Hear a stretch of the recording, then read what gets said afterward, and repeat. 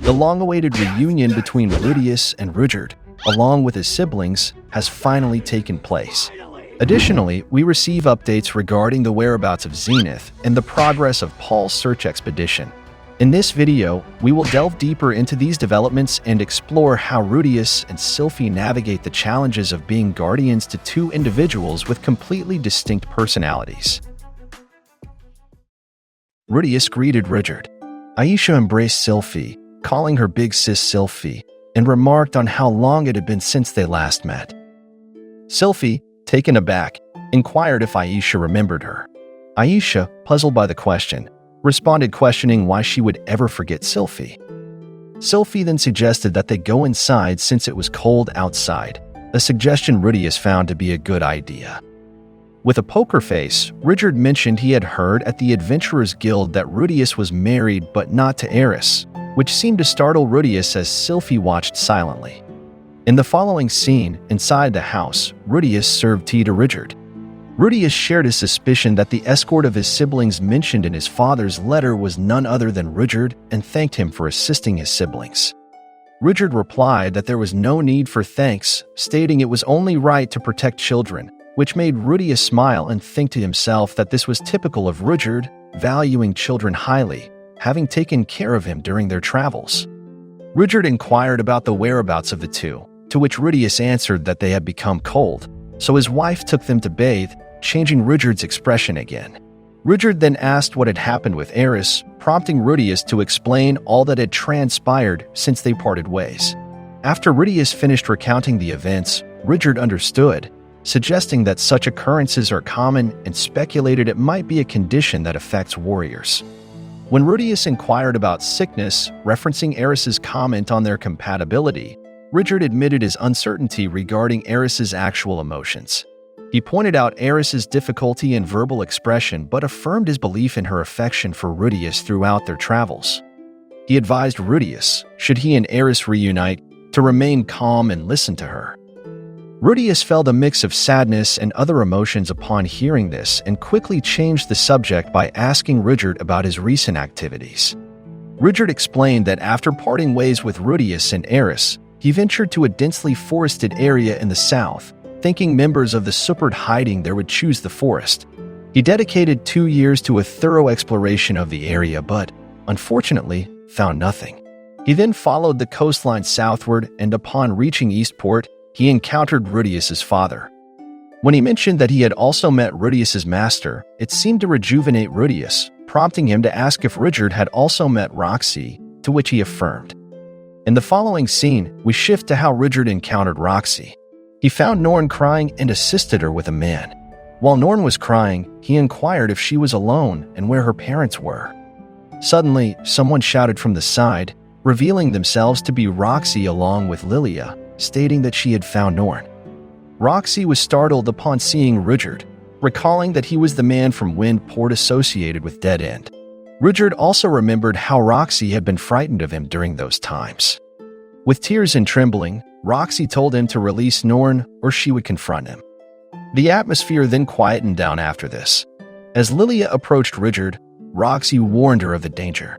Upon reaching him, Lilia greeted Ruijerd, surprising Roxy. Lilia informed Roxy that she was unaware that Ruijerd was the one who protected Ruijerd during their journey through the Demon Continent. Roxy was taken aback, recalling she had heard this from Paul and others. Ruijerd was trying to find the right words, noting that Roxy seemed different from Ruijerd's description. Ruijerd, slapping his forehead, silently reaffirmed his strong belief in his master. Ruijerd asked Ruijerd if he remembered someone named Ginger, who had helped him in Chiron. Ruijerd remembered Ginger as the one who helped him rescue Aisha and Lilia.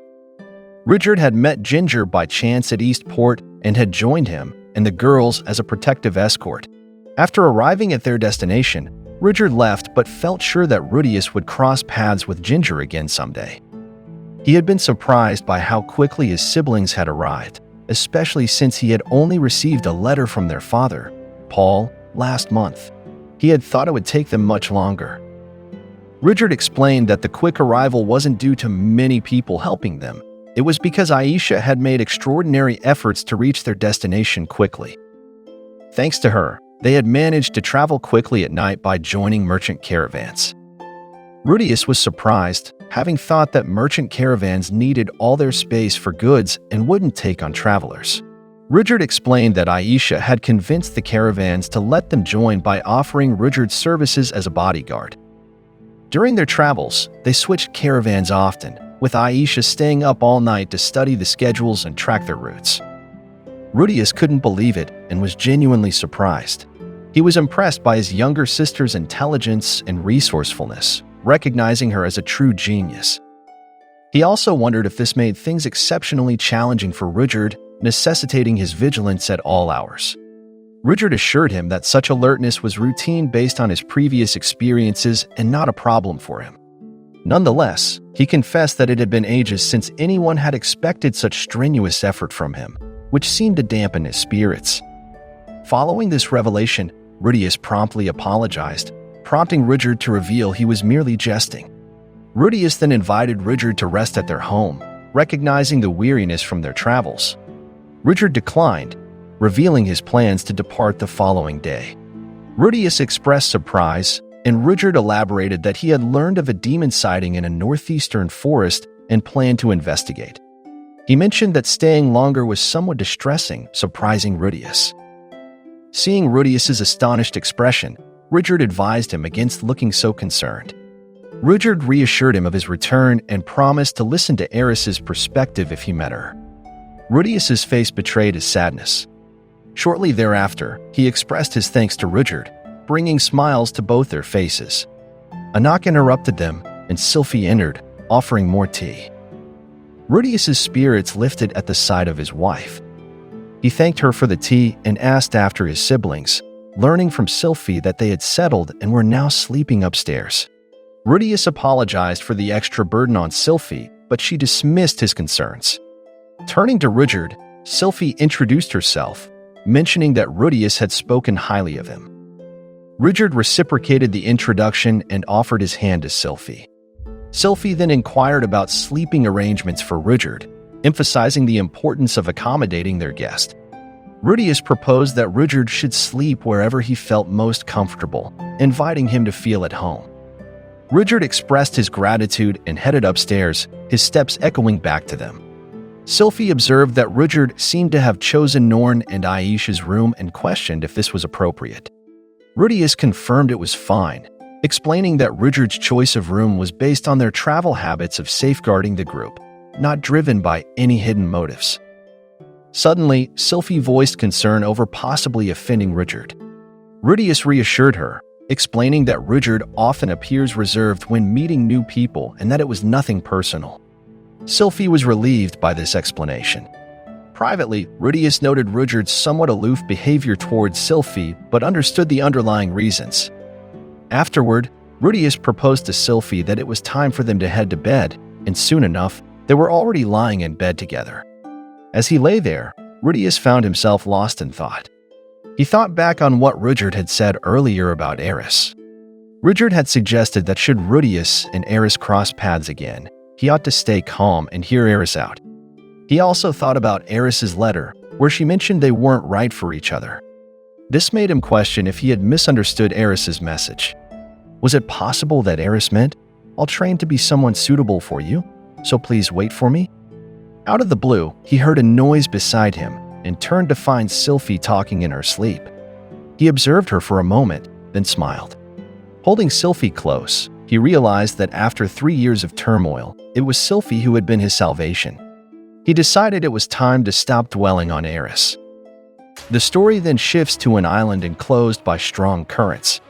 Here, a woman is seen practicing her swordsmanship in the midst of snowfall. While training, she recalls her mentor's advice to clear her mind and focus on her swordplay. When fatigue from training set in, she would sit and ponder.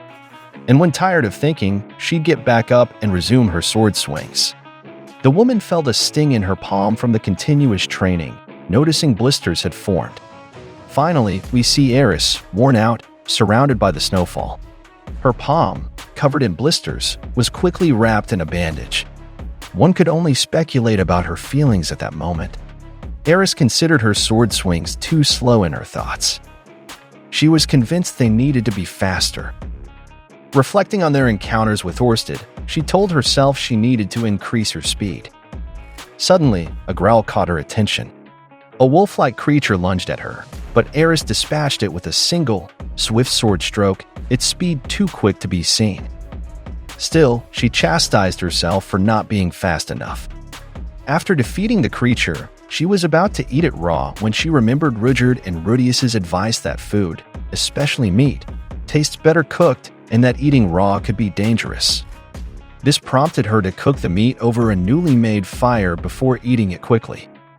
Eris then reflected on the noise at the dojo and chose to practice her sword swings outside, pondering the difficulty of improving her technique, which she thought should be simple. She acknowledged that Ghislaine, Ruijerd, the sword god, and especially Orsted were all faster than her.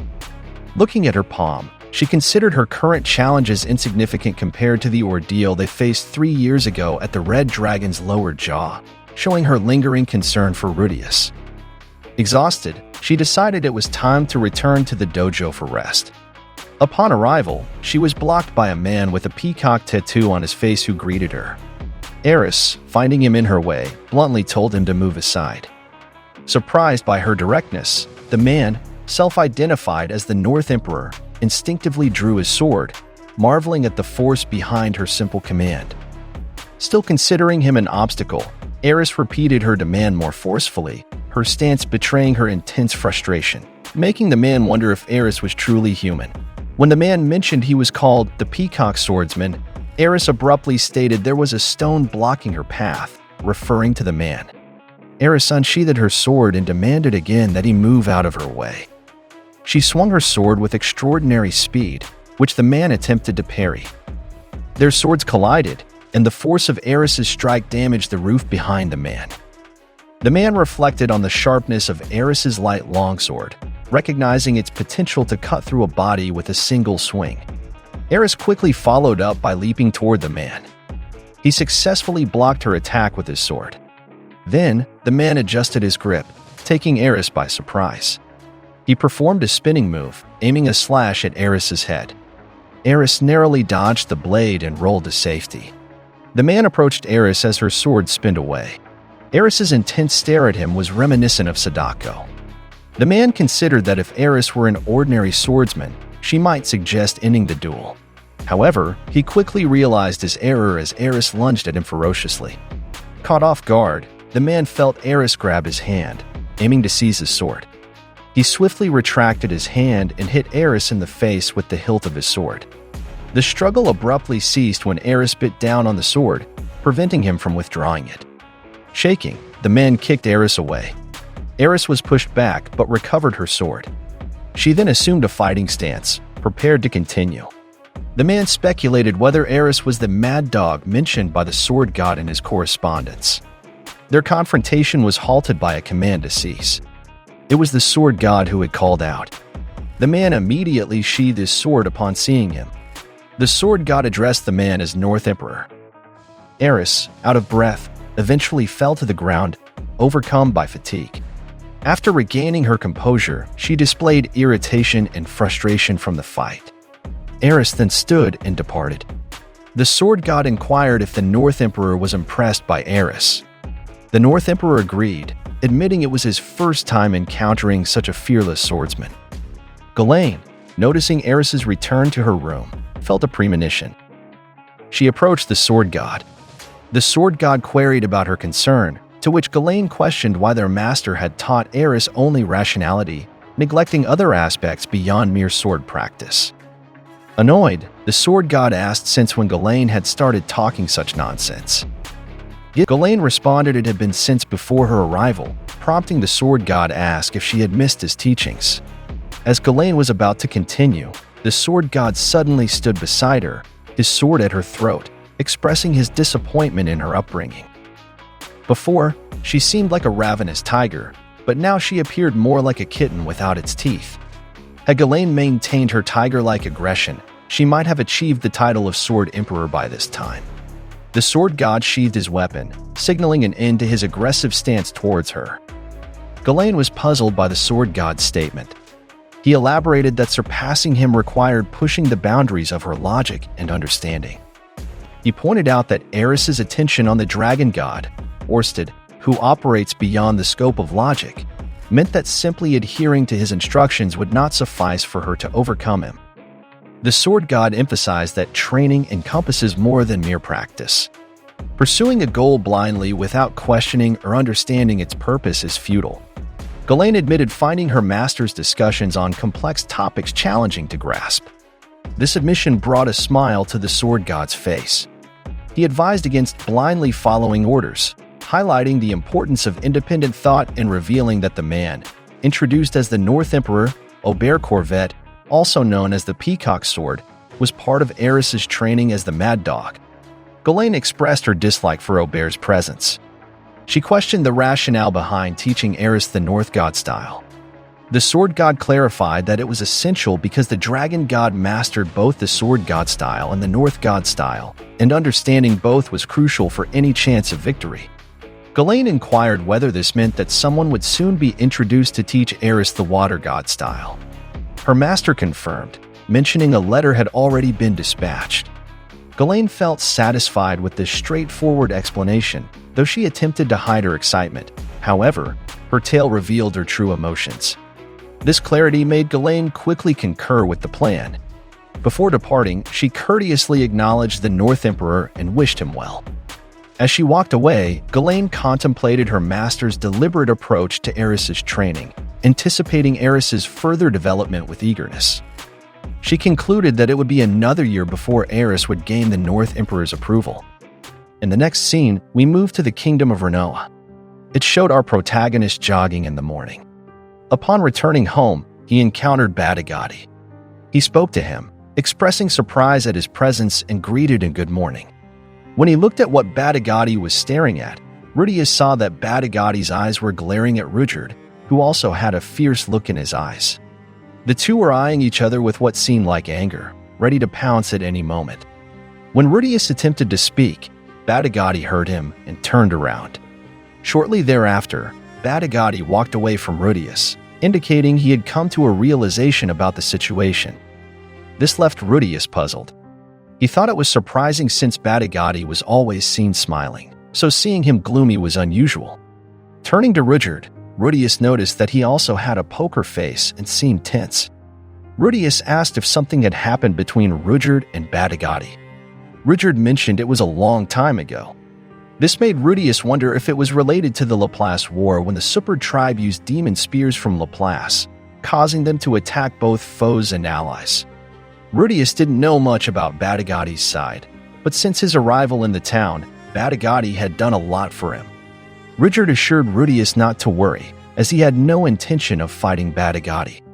Ruijerd smiled at this, with his narrator self noting it was a blind spot. Badigadi was known to be sociable with everyone.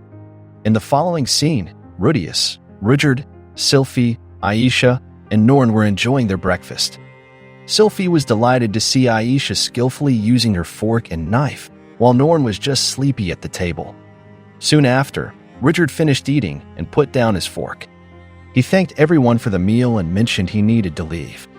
Ruijerd and the others decided to accompany Ruijerd to the town's gates. Ruijerd noticed someone holding on to him, and it turned out to be Norn, who clearly didn't want him to leave. Ruijerd smiled at this and soon bid farewell to them. Aisha cheerfully thanked Ruijerd for his help. Ruijerd reminded Aisha not to give Ruijerd a hard time, to which Aisha agreed. Norn looked like she was about to cry as she called out to Ruijerd. Ruijerd assured her to be calm and that they would see each other again. Suddenly, Norn shouted that she wanted to leave with Ruijerd. Ruijerd gave Norn a head pat to calm her down. This made our tearful character cry out of sadness. Ruijerd told her that she could rely on Ruijerd from now on. Norn argued that Ruijerd had punched their father and the woman beside him was different from the one he used to be with.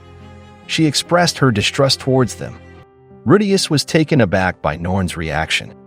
Ruijerd explained that he and their father had already discussed the matter and both regretted what had happened. As for the other issue, it was a matter between a man and a woman. Ruijerd reassured Norn that her brother was not being unfaithful, if that was her concern. Ruijerd then asked for Sylphiette's name, which Sylphiette quickly provided. Ruijerd stated he would entrust the two children to both Ruijerd and Sylphiette. Sylphie happily agreed to this. Soon after, Ruijerd said his farewells again, promising to meet again, and they watched him leave the town. Norn was still crying because she didn't want Ruijerd to leave. Ruijerd asked the others if they wanted to return home, and in the next scene, back at the house, Aisha suggested they discuss what would happen there. Aisha served tea to Ruijerd, calling him her dearest big brother, and referred to Sylphie as his most lovely wife. As Aisha also served tea to Norn, Sylphie explained to Ruijerd that Aisha had helped with breakfast that morning and seemed to have memorized where everything was in the kitchen, including the tea leaves. Ruijerd told Aisha that the house was also hers, so she shouldn't hesitate to relax. Aisha formally explained to her dearest big brother that, although they were family, it was Ruijerd's house, so she was happy to help with housework and asked them to let her know if they needed assistance. When Ruijerd tried to mimic Aisha's formal speech, calling her his dearest sister and asking if they should stop speaking that way, Aisha questioned how she could stop when her superior was speaking to her so politely. Ruijerd quickly changed his tone, and Aisha immediately adapted, saying she might speak politely again depending on the occasion. Aisha then brought out a box, explaining their father told her to give it to Ruijerd. Upon opening it, Ruijerd asked if it was the money for immediate expenses that Paul mentioned in his letter. Ruijerd also found another letter inside the box and commented that its contents were similar to what he had received before. Sylphie noticed another letter from Lilia. After reading it, Lilia mentioned it had been a long time since she last saw Ruijerd and congratulated him on passing the academy exams. Lilia was aware that he might already know this, but they had located Zenith's whereabouts. Concerned for Paul, she decided to join the rescue mission, and as a result, they left the siblings in Ruijerd's care. They considered leaving the children with Zenith's family in Mushoku, but since Lilia was a concubine and Aisha was too, and Norn had a poor relationship with their grandmother, Lilia knew Ruijerd was the best choice. Ruijerd thought about how Zenith was a devout follower of the Millis religion, which would make Lilia embarrassed to go to their grandmother's house, and they couldn't just leave Norn there. Lilia added that she wrote down important points about their studies and how to care for them based on their personalities. First was Aisha, who was attending school with Norn in Mushoku. It is said that she can read, write, calculate, study history and geography, and is capable of general housework. She is also studying water god style at a beginner level, as well as the foundations of the 6 basic types of magic. However, it is noted that she has become somewhat arrogant, so Ruijerd is advised to be strict with her. Norn, on the other hand, is described, albeit reluctantly, as having progress that is below average in all areas. She is often compared to Aisha at school, which saddens her, so Ruijerd is advised to treat her with kindness. It is certain they will find Zenith and bring her to him. At the end of the letter, Lilia thanks Ruijerd for his help, and Ruijerd silently expresses his gratitude for the instruction manual provided by Lilia. Ruijerd warmly welcomes Aisha and Norn, explaining their first cohabitation despite being siblings and emphasizing mutual understanding and cooperation, with Aisha readily agreeing and Norn simply present. Ruijerd reveals this reunion was anticipated by Paul, but emphasizes their eventual return to schooling, surprising Aisha. Ruijerd reassures Aisha, considering his reclusive past, that it's acceptable to forego further education, yet acknowledges Paul's expectation for their schooling, proposing Aisha attempt the Magic Academy's exam, with decisions based on the outcome, to which Aisha agreeably responds.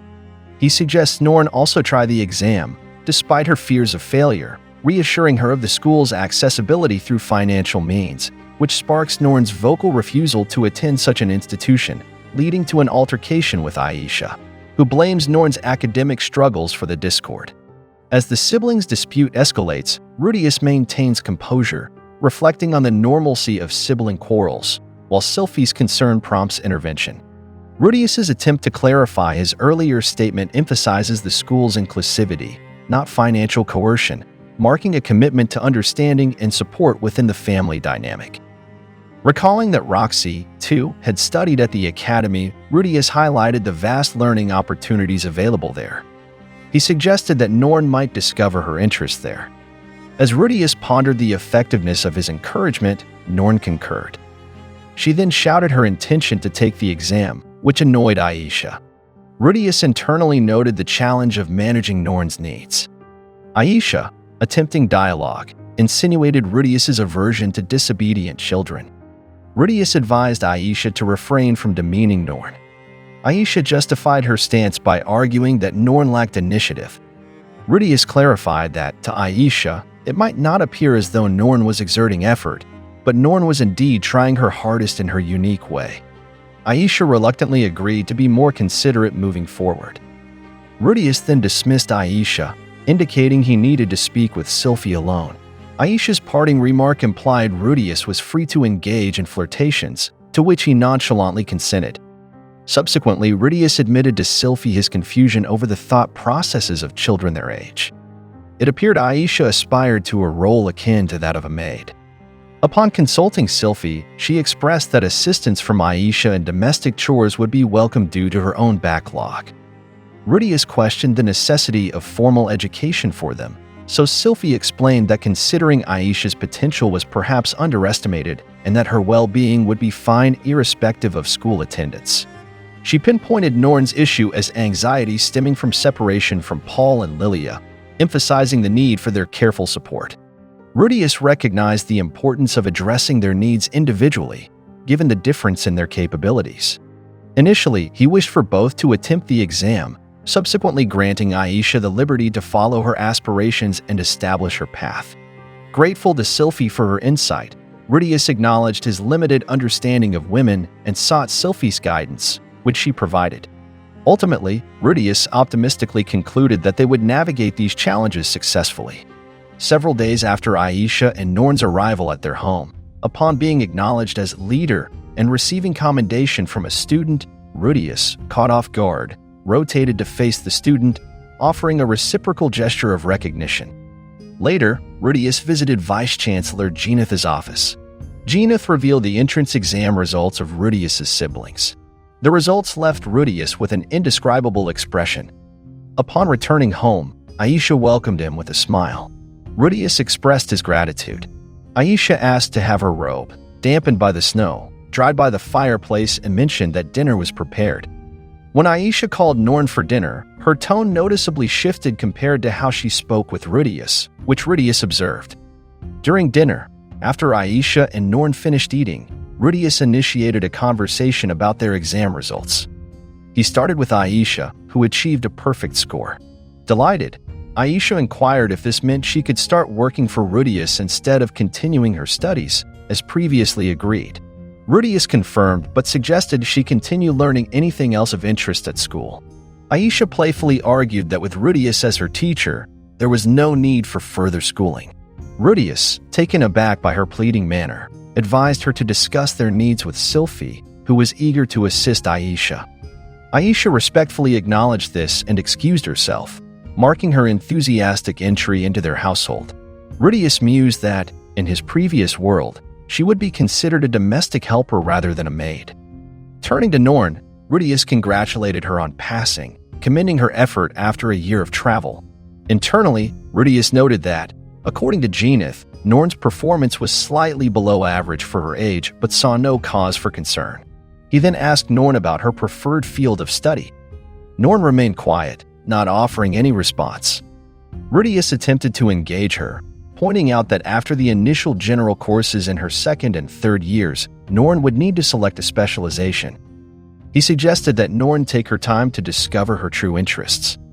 He also proposed that, given their mother's background as a healing magician, specializing in healing magic might be a good choice if Norn had no other inclinations. Sylphiette observed that Ruijerd was unusually talkative. While he was speaking, Ruijerd noticed Norn's continued silence, which left him at a loss for words. Overwhelmed, Ruijerd tearfully expressed his fear that Norn truly harbored dislike towards him. Then, Norn finally spoke, recalling how Ruijerd had taken them on a tour of the school's facilities, including the dorms, and shared his experiences as a boarding student. She expressed a wish to experience dormitory life herself. This revelation surprised both Sylphiette and Ruijerd, while Aisha wore a mischievous grin. Ruijerd considered Norn's request, thinking about the prospect of a 10-year-old girl living in a dorm, possibly making friends in the double rooms, under the safe regulations of the dorm, especially with Sylphie around for night shifts. He acknowledged his desire to bridge the emotional distance between himself and Norn, but recognized that keeping things as they were might only widen the gap. He also noted the issue with Aisha, who seemed to subtly demean Norn despite his cautions to be mindful of her behavior. Realizing it would be detrimental for Norn to stay in a house where she felt undervalued by Aisha and him resented by her, Ruijerd consented to Norn's wish to live in the dorm, agreeing to handle the application process. Aisha, taken aback by the decision, protested, questioning the fairness in Norn moving to the dorm when her academic performance was not as strong as hers.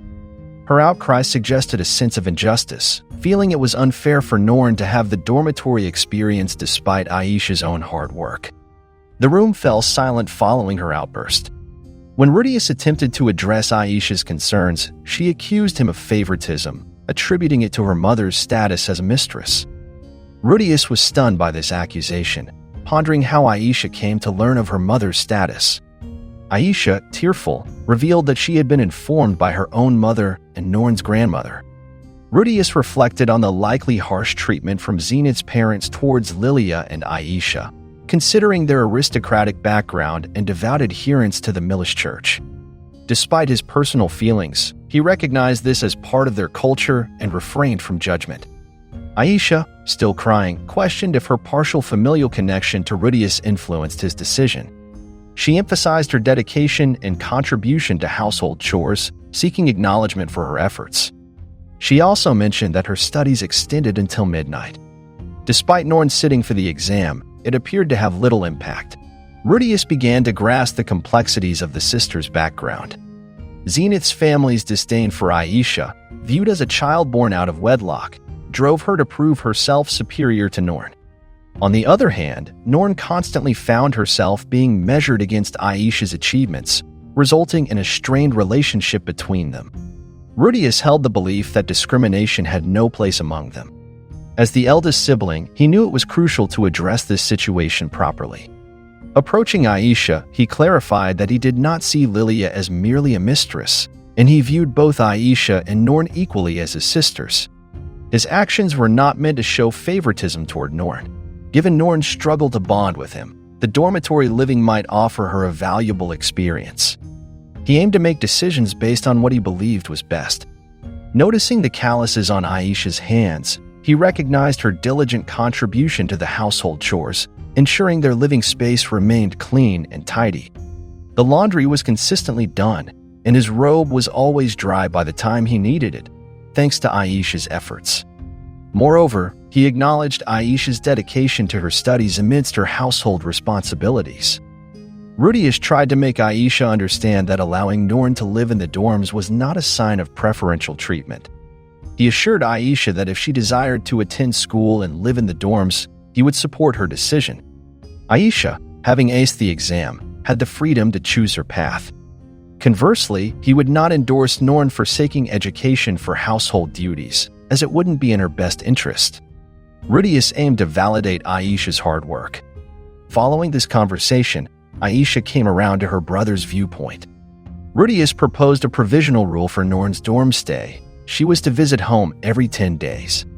When Norn queried the reason, Ruijerd admitted his concern for her. Norn accepted this condition shortly after.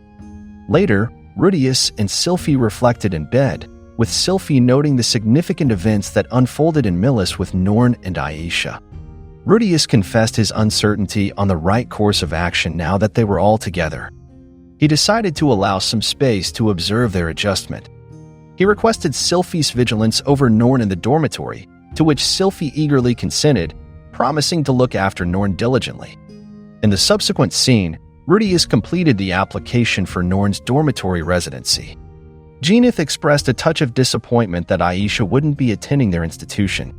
She remarked on Norn's potential to develop into a proficient magician during her tenure there, given her relation to Ruijerd. Shortly thereafter, arrangements for Norn's transition to dorm life were finalized. Ruijerd learned that Norn would share her room with a fourth-year student and counseled her on the importance of making a positive initial impression, emphasizing their lasting impact. Ruijerd internally noted that he had researched the roommate beforehand and, despite their seemingly agreeable nature, his attempt at introduction led to them hastily avoiding him. Sylphiette then declared she would escort Norn to the dormitory. Ruijerd enjoined Norn to abide by the dormitory regulations and to exercise no prejudice towards demons, should she meet any. He implored her to prioritize her academic endeavors, securing a promise from Norn to comply with these directives. Ruijerd also instructed her to communicate any issues to him or Sylphiette. He then proceeded to remind her about daily hygiene and responsibilities, ensuring she brushed her teeth morning and night, maintained regular bathing habits, and completed her homework. Ruijerd's litany of reminders mirrored the concerns of a doting parent, underscoring his deep care for Norn's well-being in the dormitory. In the next scene, we move to him waking up. He saw Aisha beside him and remembered that she sleeps next to him whenever Sylphiette is away on her night shift. After the events of the previous day, he wanted to go easy on Aisha. As he descended to the basement, he thought to himself that no matter how cute his sister might be, he didn't feel that way about her. Upon reaching the basement where they found the automaton doll, a small shrine was shown. It turns out this is where he kept his sacred relic, Roxy's panties. He prayed to it, sharing that it had been a month since Norn moved into the dorm, and she was keeping their promise to come home every 10 days, and she listened to him, but they still hadn't reached the point where they felt like normal siblings. He wished for their well-being. After that, he left for the academy, where a student again called him leader. He ran into Linnea and Priscina, who commented that Ruijerd seemed down. Ruijerd's face showed his confusion. Ruijerd explained that a lot had happened recently and quickly changed the subject by asking if they knew why the other students called him leader. Linnea explained that it was because Ruijerd was the leader of the 6 immortals. Ruijerd asked what that was, as he didn't remember becoming their leader. Linnea clarified that the 6 immortals were the strongest beings in the school and were recognized as the dominant group among students, and because Ruijerd was so strong, he was their leader. The members included Priscina, Zenoba, Cliff, Fitz, and Badigati. Their leader, who defeated the Demon King, was him, leaving Ruijerd speechless. The students greeting Ruijerd were likely those they had defeated because if they couldn't beat the 6 immortals, they couldn't reach Ruijerd. In other words, they didn't let anyone get close to him. Ruijerd was bewildered, wondering what they were doing. He thought to himself that he wasn't interested in being on top. He considered it wouldn't be bad if he could lead the delinquents, but it could also tarnish his image. The possibility of encountering a student capable of defeating the Demon Lord raised concerns for him. He was not interested in engaging in a fight with them. He realized he hadn't seen Badigati since they met in front of his house. Suddenly, Linnea placed a bag on Ruijerd's desk, saying it was a gift from them. Ruijerd was instructed not to look at it until he got home. They had prepared it for a month and told Ruijerd to open it when he was alone. Ruijerd thanked them with a poker face. Considering Linnea and Priscina also lived in the dorms, Ruijerd wondered how his sister was doing. Upon Ruijerd mentioning his sister, Linnea clarified that they had encountered her. They inquired if she was the young girl dressed in a maid uniform observed at the market, noting she carried a scent similar to Ruijerd's.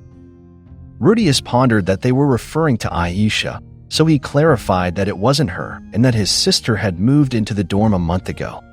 Linnea and Priscina were surprised to learn that Ruijerd had 2 sisters, one of whom was in the dorm, which Ruijerd confirmed.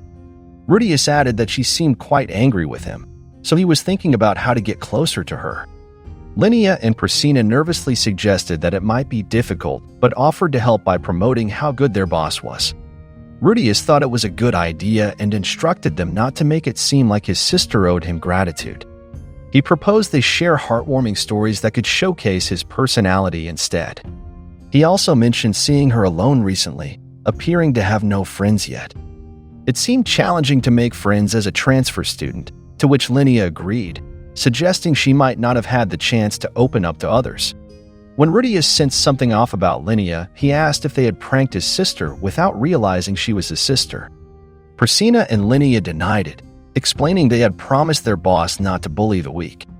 Ruijerd wondered why they seemed in a hurry, but they didn't answer and instead asked how old his sister was. Upon hearing she was 10 years old, they seemed relieved insisting they hadn't done anything wrong. Regarding the gift they gave him, they hoped Ruijerd wouldn't be upset if he didn't like it. Ruijerd assured them he wouldn't be angry if the gift was for him, joking that even if it turned out to be just a rat, it would be okay because cats sometimes bring gifts to their owners. In the next scene, Ruijerd carried out his daily errands with his friends.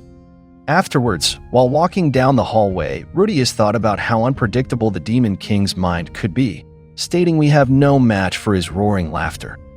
He then laughed loudly, imitating Badigati, which prompted Luke that appeared beside him to ask what he was laughing at. Ruijerd explained that it said one could summon Demon Kings with that laugh, which Luke seemed to understand. Then, Luke asked if he could join him in the student council room. Feeling he owed him, Ruijerd agreed. Upon their arrival, Ariel thanked Ruijerd for coming. Ariel shared that lately, the faces of new female students in the girls' dorm looked troubled. Their investigation revealed that the girls with smaller busts were more worried. Ruijerd understood, thinking that Norn might be experiencing the same issue. Currently, one of their members clearly heard the situation as it unfolded. In summary, what they witnessed was Linnea and Priscilla forcing those girls to remove their panties on the spot. Ruijerd was utterly bewildered and soon remembered the bag given to him by the two. They claimed that their actions would please their boss. Linnea had collected all of it and placed it in a single bag. Ruijerd anxiously thought this meant the bag contained a plethora of panties. He immediately handed the bag to Ariel, explaining it was given to him by Linnea and Priscilla that morning.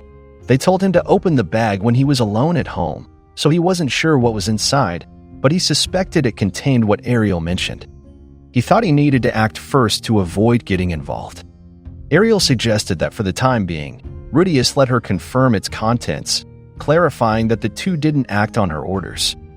Ruijerd explained he was satisfied with Sylphiette alone, so why would he engage in such behavior? Ariel believed his words, but she found it strange. Given how intense his nightly activities with Sylphiette were, seeking other women would be peculiar.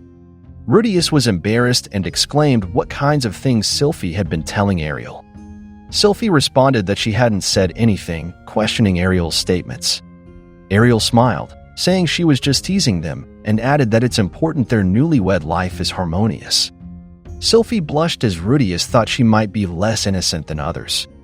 Anyways, it seemed like a well-intentioned act gone awry, so he would take care of reprimanding the two.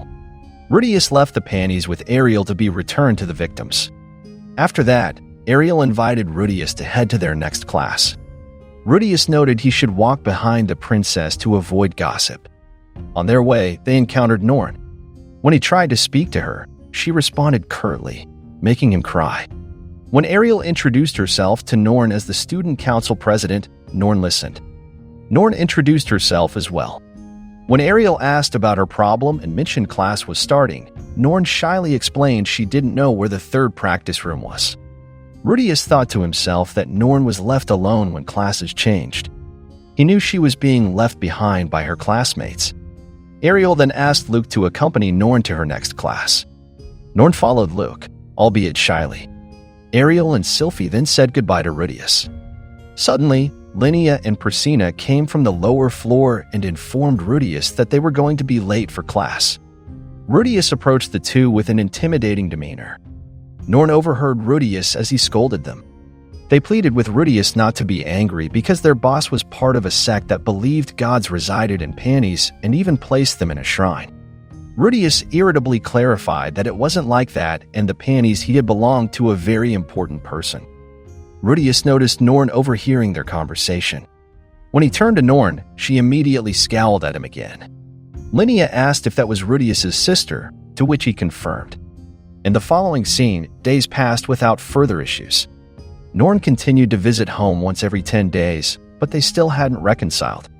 Considering the brief time he had spent with his siblings in the past, Ruijerd didn't find it surprising that they hadn't immediately bonded like typical siblings. However, Aisha's case was somewhat different. Being family wasn't enough to guarantee harmony. It was something Ruijerd was well aware of. Moreover, there are things that can't be easily forgiven just because someone is family. Reflecting on those days, Ruijerd wished to apologize for them. He would be happy if they gradually became closer. Inside the girls' dorm, Norn appeared troubled and irritated. In the next scene, as Ruijerd and Sylphiette were entering, they encountered Linnea and Priscina. Linnea exclaimed that there was a big problem. Ruijerd's sister had locked herself in her dorm room. Ultimately, our protagonist was shocked by what he heard. Linnea and Priscina explained that she hadn't left her room since yesterday, and that her roommate had tried calling her but received no response. Sylphiette immediately ran to Norn, while Ruijerd became restless upon hearing this. Linnea asked Ruijerd worriedly if it was okay for him not to check on her. Frozen, Ruijerd contemplated what to do as a brother and how he felt when he had locked himself away before. Once he did that, he never came out. Suddenly filled with anger, Ruijerd thought those responsible would regret their actions. In the next scene, he decided to go to Norn's classroom and talk to the students there. He told them they must have heard about a classmate who hadn't shown up since yesterday, and that was his sister. Thinking that one of the students there might have caused Norn to lock herself in her room. He explained he believed the reason Norn left class was in that room. He hoped the person responsible would come forward, promising he wouldn't be angry and just wanted an apology. But deep inside, Ruijerd was seething, ready to lash out at whoever came forward. A student raised their hand and spoke. The student explained they had talked a bit with Norn and hadn't said anything bad. Knowing Ruijerd was Norn's brother and seeing Norn as a normal student, they just mentioned Norn was different from Ruijerd, which seemed to anger her. Norn's teacher recalled an incident. The teacher had given Norn homework the previous day, leading Ruijerd to quickly assume the teacher had scolded Norn for not finishing it. The teacher clarified they hadn't scolded her, but had pointed out a few mistakes and suggested she seek help with her studies, noting she seemed on the verge of tears, promising to do her best. Another student explained that, thinking back, they told Norn they were jealous because she had a brother like Ruijerd, which seemed to change her expression. Another student shared that during PE, they noticed Norn lacked stamina, so they advised her to improve by jogging in the morning, just like Ruijerd. When Norn performed well, another student complimented her, saying it was expected of Ruijerd's sister, which seemed to disgust her. Reflecting on Lilia's description of Norn's personality, Ruijerd visualized the expression she might have made upon hearing her classmates' comments. Ruijerd knelt, recognizing himself as the catalyst for Norn's seclusion. In the subsequent scene, Sylphiette was by Ruijerd's side as he remained despondent. Before long, he expressed his gratitude to Linnea, Priscina, and Sylphiette. Sylphiette apologized, recalling Ruijerd's request to watch over Norn. Priscina attempted to lift Ruijerd's spirits, reassuring him that it was fine to go to great lengths for his sister, yet Ruijerd felt an urgent need to return to her classroom. He likened himself to an overly strict parent. When Sylphiette inquired about his intentions, Ruijerd, with a heavy heart, acknowledged his mistake and felt powerless.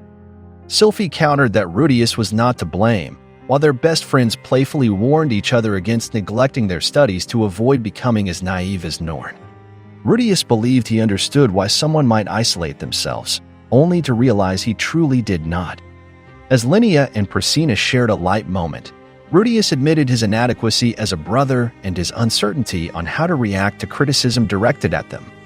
Linnea and Priscina exchanged glances, while Sylphiette looked on with concern. To guide Ruijerd, Linnea and Priscina cited their Aunt Ghislaine as a case in point, someone who initially resorted to violence when frustrated but later achieved greatness as a sword king through dedicated sword practice.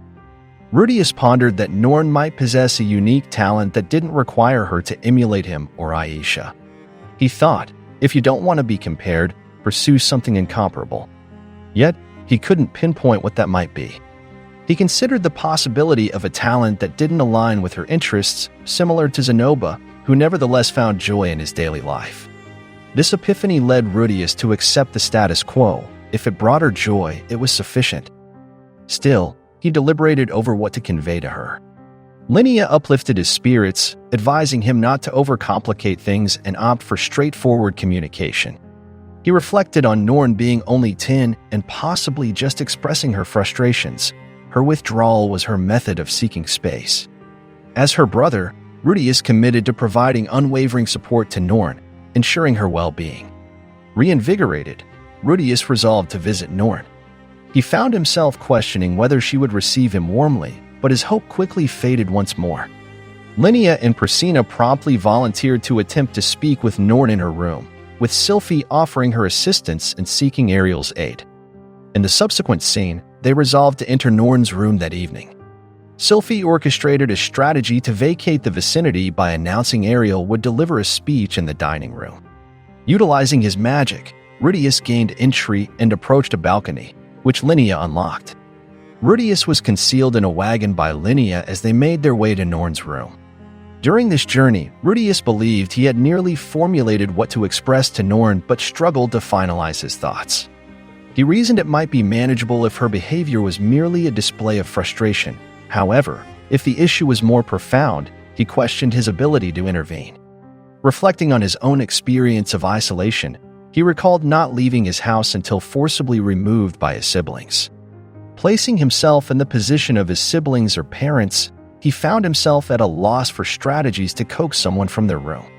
Considering what he had yearned to hear during his seclusion, he could only recall the phrases he wished to avoid. He contemplated whether an apology was warranted if he contributed to Norn's retreat, questioning the efficacy of such a gesture. Engulfed in uncertainty, Linnea and Priscilla announced their arrival. He disembarked from the wagon and made his way into Norn's room. Upon entering the dimly lit room, he ignited a candle he discovered. Navigating the space, he soon observed Norn concealed beneath her blanket. Observing his sister enduring such difficulties evoked a profound sense of compassion within Ruijerd. He procured a chair and positioned it opposite Norn. Initiating conversation, he swiftly reconsidered his words. In a coincidental harmony, they voiced each other's names. This exchange prompted them to exchange glances.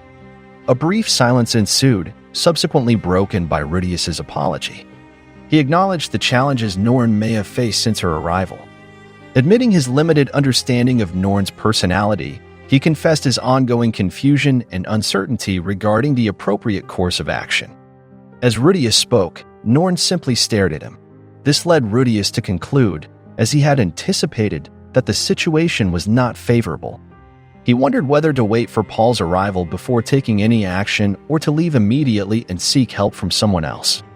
He considered this a wise course of action, acknowledging that he did not have to shoulder the burden alone. This train of thought triggered a memory. He remembered the times he had secluded himself in his room, and his brother would come to talk to him. His brother had emphasized that life is fraught with difficulties and that there were others enduring far worse circumstances.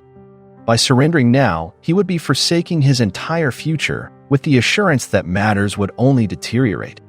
He was reminded that an immediate return to school was not imperative. His brother had extended an invitation to dine together, yet Ruijerd, in his previous life, chose to ignore this gesture and remain silent. Opting to provide silent companionship, his brother sat by his side, only to eventually survey the surroundings and then stand. Upon his departure from the room, Ruijerd found himself finally inclined to observe him. This recollection brought a visible sadness to Ruijerd's countenance. At that moment, his brother had expressed all that he intended to convey.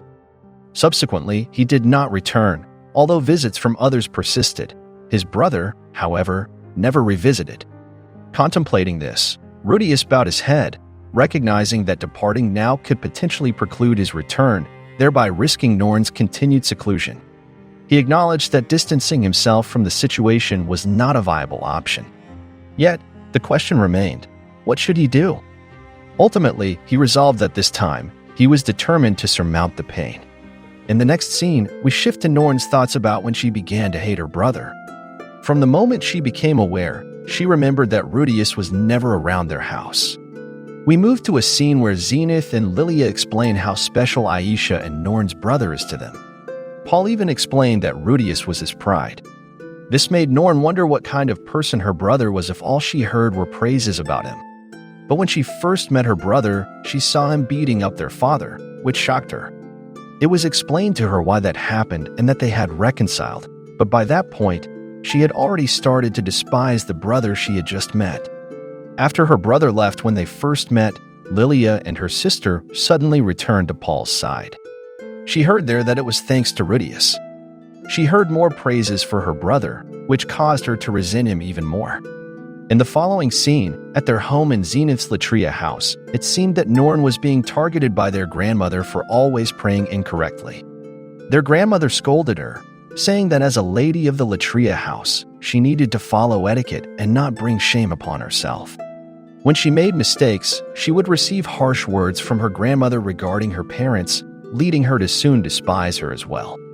Then Lilia and Aisha came to pick up Norn, and here Aisha introduced herself as a gray rat.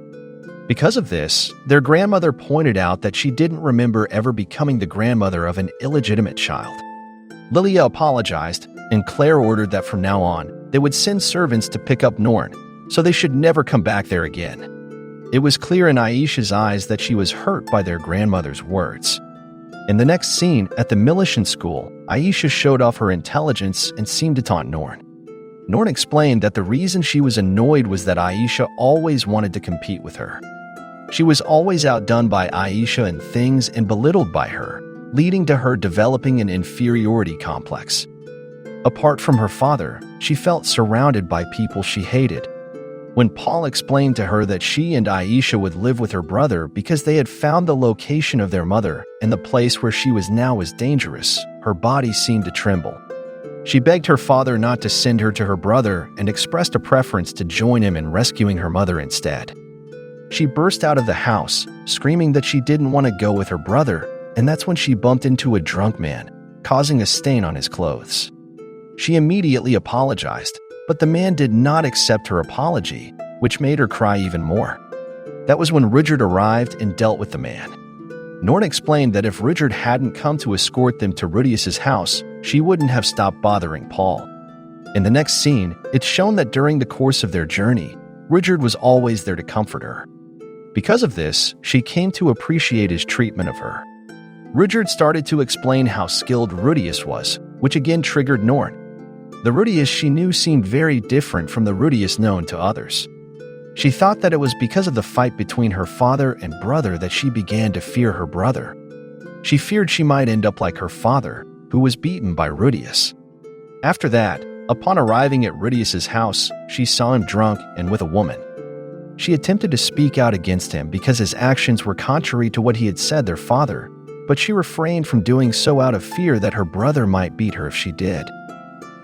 She was sad when Ruijerd left because she thought they would continue to be together after he dropped them off. In her mind, Norn felt she had no allies where she had gone, so she spent her time hiding in an attempt to not get angry or be compared to others.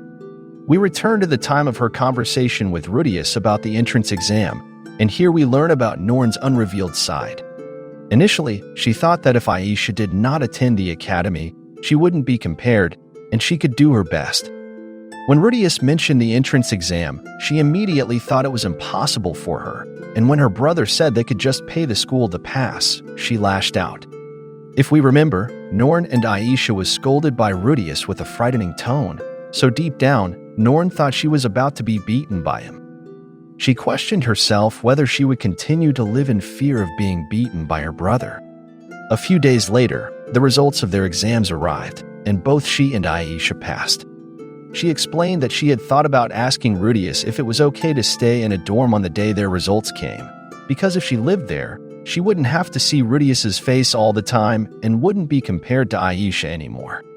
During these times, she also thought that she was being very selfish and feared that she might get beaten for it, but unexpectedly, Rudius agreed to her request. This made her wonder why her brother was not angry, and she realized that he had not once been angry since they arrived there. She was troubled by the idea that perhaps she was seen as a burden by her brother, while questioning whether her perceived lack of value and cuteness made it difficult for him to care for her as a sibling. She then pondered why she was feeling this way even when things were going conveniently for her. Upon arriving at the dorm, she met her future roommate, Melissa. From that day on, her experience became new and fresh. She managed to live a carefree life here, which brought immense joy to her heart. School life began, and she found the classes difficult, especially those on magic. While reviewing, Melissa invited her to go to the dining room, and on their way there, they encountered Linnea and Priscina. Melissa warned her not to get too close to them because they were known delinquents. Melissa also pointed out that Norn was Rudius's sister, so it would be okay, which made Norn ask what she meant. Melissa explained that Ruijerd was the leader of their school and that those two followed him. There were also rumors that Linnea was collecting panties, which shocked Norn and made her think that while her father was working hard, her brother was engaging in such activities. Melissa added that Ruijerd was so strong that he was feared. However, he was not violent towards regular students and apparently told the other delinquents not to bother the weak, and thanks to that, everything had become more peaceful and their university was calmer nowadays. In the next scene, a classmate asked her for help with a spell, but she couldn't answer and explained that spells were her weak point in studying. When her classmate mentioned that she was different from her brother, something ticked inside her, so she yelled at her classmate. She left the room, and as she ran down the corridor, the words of the teacher and her classmates lingered in her mind, all suggesting that she ask her brother for help and how skilled her brother was. Upon arriving at her dorm room, Norn could only lie down on her bed, overwhelmed by sadness. Then Melissa came in and tried to comfort her, but when she mentioned calling her brother, Norn just yelled at her. Melissa frowned and said she was heading to the dining room. Norn explained that even at the university, she felt compared to others. She was confused because she thought Ruijerd was belittling her while also treating her like a younger sister. She feared that she would suffer from her inferiority complex for the rest of her life. On the day she didn't go to class and Linnea and Priscilla noticed, she wondered if Ruijerd would be angry with her and was sure he would beat her. Because she broke her promise to work hard, she thought about apologizing to her brother but felt paralyzed. She also reflected on how her brother and father had made up. Ruijerd then entered her room, which startled her. Ruijerd's concern was evident in his eyes, but he still tried to remain calm and talk to Norn. While talking, Norn realized it wasn't an illusion that her brother was trying to comfort her. Because of Paul's words about making up with Ruijerd and her observations of Ruijerd, she came to a realization. Ruijerd didn't approach her because he was afraid that she would reject him.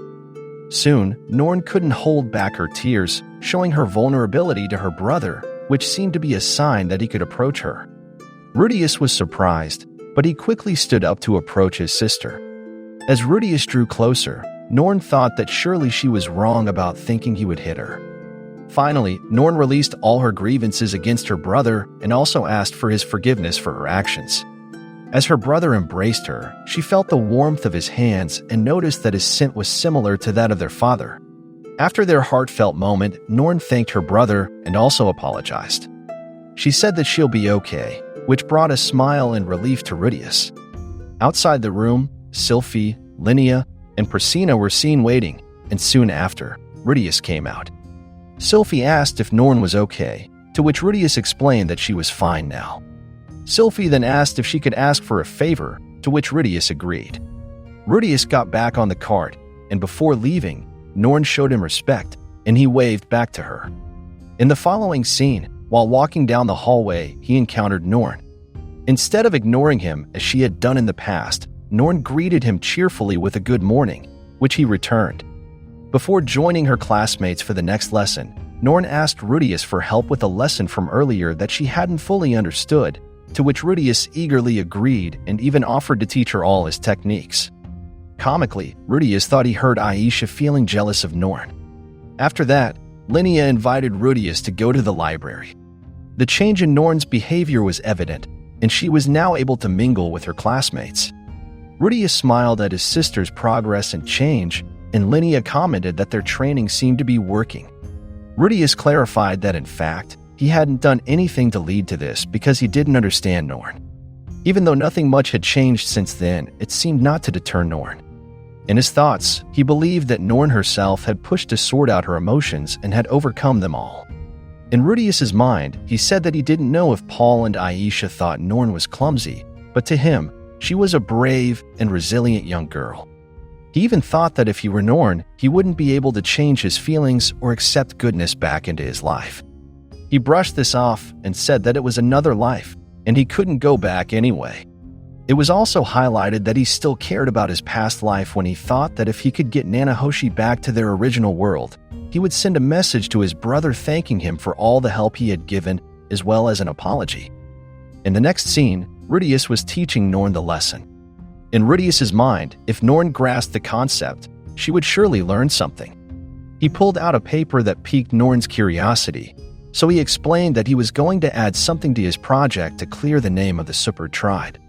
He added that it wasn't easy, so he took many steps like making Ruijerd dolls and a book about his good deeds, ensuring that both children and adults could enjoy the set they marketed. He called this the Improve the Super Tribe's Reputation plan. However, he also explained that he didn't know how to start the book, which suddenly prompted Norn to ask if she could help with writing it.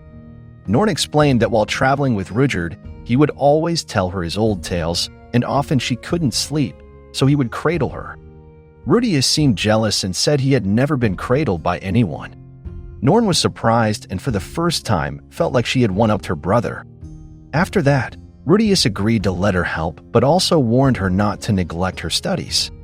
Because of this, joy was evident on Norn's face. Months passed, and we see that the sibling relationship between Norn, Ruijerd, and Aisha had indeed improved. When Norn returned to her dorm, Ruijerd noticed something. As his relationship with Norn improved, he noticed that Aisha's attitude was changing. It seemed that the siblings' relationship had also improved and Aisha had stopped belittling Norn. Ruijerd decided to talk to Aisha and explained to her to try being selfish sometimes, and that it was okay, whether she wanted to enter the university or wanted him to teach her magic. At first, Aisha was very excited about the idea of Ruijerd teaching her magic if she wanted, but before long she thought of something she wanted even more, and that was for Ruijerd to pay her a salary. Ruijerd was surprised by this and realized how hardworking Aisha indeed was as a maid. Ruijerd decided, therefore, to give Aisha an allowance instead, and he discussed this with Sylphiette. In the next scene, Aisha received a small bag of coins, which brightened her face. Sylphiette said they could still increase it, but Ruijerd explained that Aisha didn't want more. Ruijerd asked Aisha what she was going to spend her money on, to which Aisha said it would be on various things. After Aisha went shopping, Ruijerd, curious, followed her to see what she had bought. Peeking into Aisha's room, Ruijerd was surprised to see a plethora of cute feminine items, as he had not expected Aisha to be so girly. In the next scene, a few days later, Ruijerd went to Nanahoshi's room and saw that she was using the plastic bottle they had summoned as a vase. Nanahoshi explained that since they had managed to summon a plastic bottle from another world, they could now move to the next stage of their research. She decided to proceed gradually, starting now with the summoning of organic matter, after having summoned inorganic matter. Ruijerd asked if the certain criteria shown by Nanahoshi were important, so Nanahoshi explained that it would be problematic for her if she went abroad when she managed to return. Thus, it was necessary to pinpoint the exact conditions for her to return to Japan. However, she added that defining those conditions would be difficult, using the example that summoning a cat could end up summoning a tiger because both are felines, so she needed to study more about those conditions. When Nanahoshi mentioned she would talk to a man about this, Ruijerd asked if the man she was going to consult had authority on summoning techniques and knew a lot about conditional summoning. Nanahoshi agreed and explained that in that world, there were two types of summoning. One is summoning highly intelligent monsters and giving them compensation to command them to do what you want, called fiend summoning. The second is spirit summoning, where mana is used to create beings called spirits. Nanahoshi added that fiend summoning is not limited to living things and can also target objects, so the bottle they summoned was technically a fiend summoning. She also said that fiends are hard to control but can adapt easily to any situation. On the other hand, spirit summoning is easier to control but can only act within a few set patterns. But if a sufficiently complex program is created for them to follow, they can act almost like a human. But they shouldn't discuss it too much because in that world, it's the same as summoning a fiend since it said that spirits are summoned from the barren world. Nanahoshi then gave Ruijerd a lamplight spirit summoning scroll that could help illuminate his surroundings when traveling.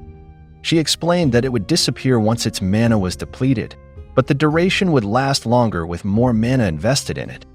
This was Nanahoshi's way of thanking him for helping with the experiment. Nanahoshi mentioned it was a limited edition scroll from the old man she referred to. Even the Magic Guild was unaware of it. Ruijerd was thrilled, and Nanahoshi advised him that he could mass-produce it to sell for a large amount. When Ruijerd asked if Nanahoshi's acquaintance would be angry if they went ahead with it, Nanahoshi explained that the person was too busy to care. This made Ruijerd ponder whether this meant that all spirits were merely artificial spirits, and he felt that what he learned here was relevant to Zenoba's research. He suddenly mentioned Zenoba and his figurine making to Nanahoshi, which irritated Nanahoshi. He explained that after Julie received the red worm figure, she was delighted. Nanahoshi remembered Julie as the one eating potato chips next to him at Ruijerd's party. Nanahoshi smiled and said that was good, then asked if Cliff's research was making progress, to which Ruijerd agreed. In the next scene, he explained Cliff's research progress. Cliff approached Ruijerd, excited. He explained that he had finished the first prototype of his research to suppress curse symptoms. He excitedly explained that it sends mana from outside to offset the cursed body's internal mana. Although it's not possible to suppress the curse completely, it could extend the limit several times. However, there were two problems. The first problem was the prototype's appearance, which he couldn't make Alina-Lee's wear. The other problem was the magic tool's high mana consumption, so he asked Ruijerd to help test it after each improvement. Ruijerd agreed, bringing a smile to Cliff, who explained that thanks to Nanahoshi and Zenoba, the design was getting smaller. And that concluded his story to Nanahoshi. Nanahoshi was pleased with what he learned, and Ruijerd noticed something. He asked why she didn't just ask herself if he was curious and weren't they helping each other with their research. Nanahoshi vaguely answered that it was okay. Suddenly, he said it was fine for Ruijerd to help with Cliff's research, but he hoped Ruijerd wouldn't forget to help him too. And if their next experiment was successful, he would give him an even better reward. Ruijerd smiled and agreed, which also brought a smile to Nanahoshi's face. A few days later, Ruijerd was seen jogging, thinking his life had been good these past few days, both at home and university. He was sure that such a lifestyle was called happiness, and it would be even happier when Paul and the others returned. When Ruijerd got home, he saw Sylphie and Aisha at the door and asked what was happening. Initially nervous, Sylphie, with Aisha's encouragement, talked to Ruijerd. Sylphie touched her stomach and explained that it had been 2 months since her last period, so Ruijerd knew what that meant. She had been feeling unwell recently, so she went to the doctor with Aisha, who congratulated her. While talking, Ruijerd was stunned by the news. He even pinched himself to see if this was real or if he was dreaming. Ruijerd asked if he could touch it, to which Sylphie immediately agreed. Ruijerd nervously touched his wife's stomach, seemingly in disbelief. When he felt it, his face brightened, and he just stared. He was really going to have a child and couldn't explain the joy he was feeling. Aisha spoke up, asking if Ruijerd didn't have something he needed to tell his wife. This made Ruijerd wonder what he should say and why Sylphie was looking at him that way. Soon after, he hugged Sylphie tightly and thanked her. Tears welled up as he explained that he couldn't think of anything else to say but that. Afterward, Aisha excused herself to go tell Ariel, Norn, and their other friends the news, reminding Ruijerd that he now needed to take care of Sylphie. The couple exchanged looks and sweet smiles. In the next scene, at their home, Sylphie commented that she felt better now, feeling more like Ruijerd's wife and really wanting to carry his child. Ruijerd mentioned that the path ahead would surely be difficult, so they needed to work together. Sylphie happily agreed, and they returned to embracing each other. Sylphie also explained that Ruijerd would have many challenges to endure, to which Ruijerd replied not to worry and that he would be patient through what was to come. Ruijerd said he thinks Sylphie would be angry if he cheated, to which Sylphie replied she wouldn't be that angry, but she would definitely be sad. Ruijerd commented that if Sylphie were the one to cheat, he would definitely be very angry, which made Sylphie blush because she knew it indicated how much Ruijerd truly loved her. They gave each other strength and motivation to face their upcoming parenthood, showing their sweet affection for each other. Soon, Aisha arrived with Norn to share the news. Ruijerd was delighted to have a beautiful wife carrying his child and a happy family. When Ruijerd mentioned he would inform Paul about his grandchild, Norn was excited to see their father's surprised face. Ruijerd thought that with Paul, Zenith, and Lilia there, He could finally achieve the ideal days he had dreamed of. The whole family happily together. 2 months later, an express delivery arrived at their house. Aisha brought in the mail for Ruijerd, and he saw that the sender was geese. He was surprised that the letter was written half a year ago. Sylphie noticed Ruijerd's reaction and asked what happened. Ruijerd's face turned grim, revealing that the rescue team was struggling to save Zenith and was asking for his help. Like and subscribe for more.